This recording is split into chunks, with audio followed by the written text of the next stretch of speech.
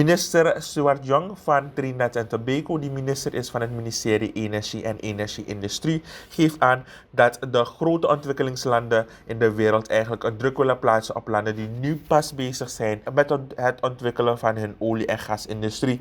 Volgens meneer Young moeten de Caribische landen zich gaan bundelen om één vuist te maken en sterker naar voren te komen met betrekking tot het ontwikkelen van deze industrie. Trinidad and Tobago is here to help.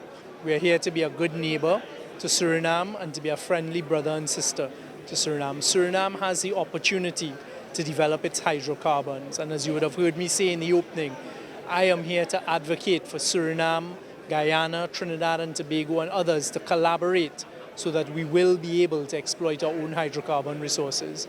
Trinidad and Tobago has been exploiting oil for over 100 years. We have a very sophisticated gas industry of about 4 decades old. So there's a lot of experience we bring to the table. And I am very anxious to help my brothers and sisters in Suriname to make sure that they are able to develop their own hydrocarbon resources in a way that is best suited to themselves. And if we do it right for the whole region. So there's great opportunity and potential. But it's my view that we have to work together. And that way the people of Suriname, the people of Guyana, people of Trinidad and Tobago and other people in the CARICOM would benefit from our collective resources. When we're talking about the Sustainable Development Goals, we have to 2030 to work on those development goals. And we're talking about climate change, the things that are happening now in the world.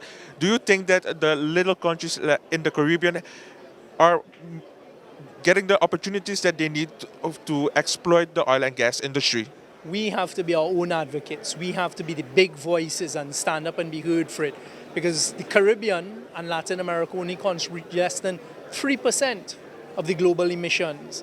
But these are our resources, and I strongly believe that if we don't scream for the opportunity to develop our own resources, no one's going to do it for us. So it's all up to us, the Suriname, the Guyana, the rest of CARICOM, Latin America, to tell our story, but we must do it responsibly.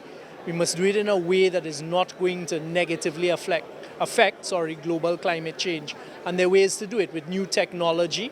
So we will employ the new technology, but we must have the right to work our own oil and gas resources and to do it responsibly for the rest of the world.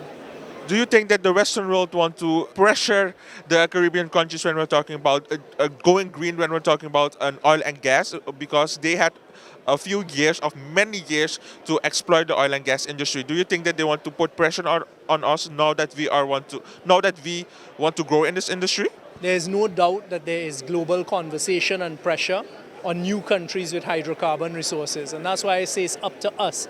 And once we do it responsibly, Suriname is already negative net carbon, as is Guyana. So let us work together to make it happen, but it is up to us.